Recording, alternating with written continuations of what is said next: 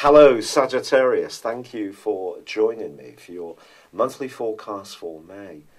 The fantastic news for you is that Venus, the planet of loving, is going to be gliding through your part of partnerships, your sector of interactions with others in the most harmonious of ways, right through till the 19th of this month.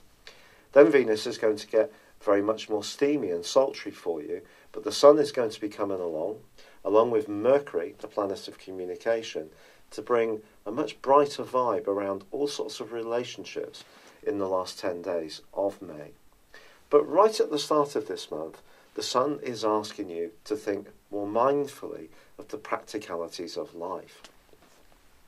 Now also, Mercury, the planet of communication, which started a retrograde towards the end of March, comes out of shadow.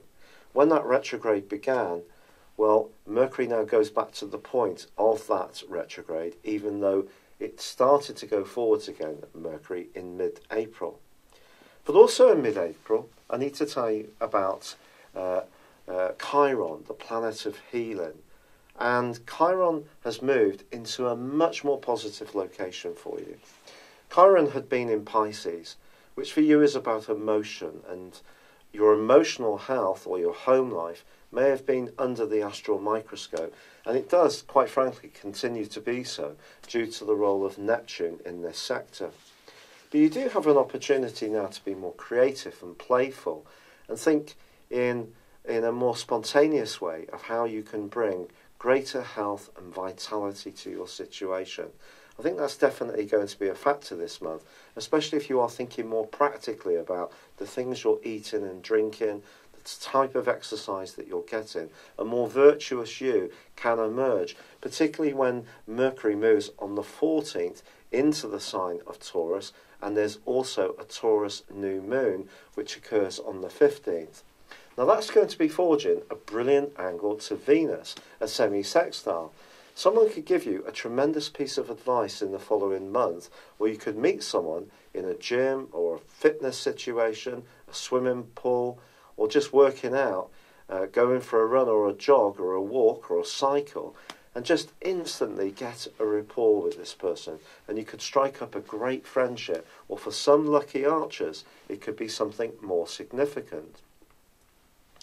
However, once Venus moves on the 20th into the sign of Cancer, it is asking you to delve beneath the surface a little bit when it comes to your interactions, but at the same time, be very open-minded about the interactions you have with others. And that comes for us all from improving our listening skills. Now, that's not to say that you are any different to anyone else, because that is not so.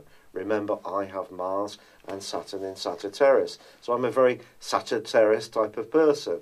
And usually we have tremendous enthusiasm and a real zest for life and love sharing ideas with people. So that's just going to be emphasised in the last phase of this month. But if there is a relationship which has been struggling a little bit, Mercury's transit through the 6th solar house could make things a little more brittle. Now that's all going to come up to the boil around the 29th when there is a full moon in your zodiac sign. But the Sun itself in Gemini is going to be angling to Saturn in your 2nd solar house. For any relationship issues, be guided by values.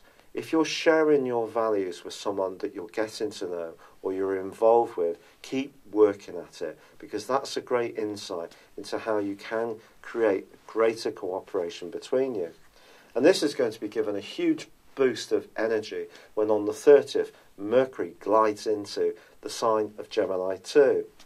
Now Mercury, of course, is in detriment when it passes through your zodiac sign, but I think in this sector, it's just going to be like a green light, and all sorts of things that have felt a little bit stymied in the previous 20 days or so can just fade away, and suddenly you're getting back the communication you want. Things are more interactive, more buzzy. Your enthusiasm is really going to be lifting, and it can be a fabulous period if you work in a fast-moving environment where you need to be a bit more competitive and take on challenges. If you love sports, where that's a factor too, the Sun and Mercury in this area are certainly going to be of a great help to you. So there's a lot to go for this month. I do feel that your enthusiasm for life can lift.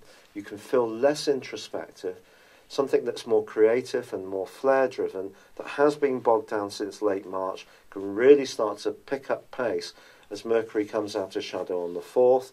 And although your ruling planet Jupiter is tracking backwards in the part of your situation which is much more sensitive for you, there is an opportunity with this retrograde to just deepen your understanding and awareness about what motivates you and also the philosophies and spiritual inclinations that you have. These can deepen hugely.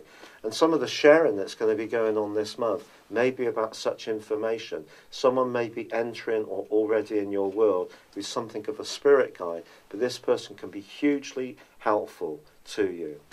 It's been a real pleasure being with you, Sagittarius.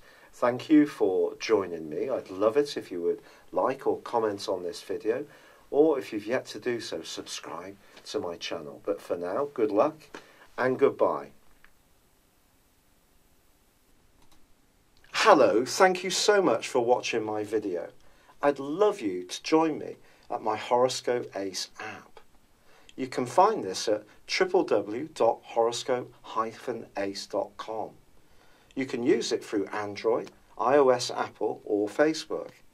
Check out your ascendant or your moon sign, or download your free birth chart. There's all your favourite videos, plus there are daily, weekly, monthly and yearly horoscopes for general, love, Chinese and Indian astrology. If your passion is tarot, there's my brilliant 3-card money or love tarot readings too. And it's all there at www.horoscope-ace.com. Thank you.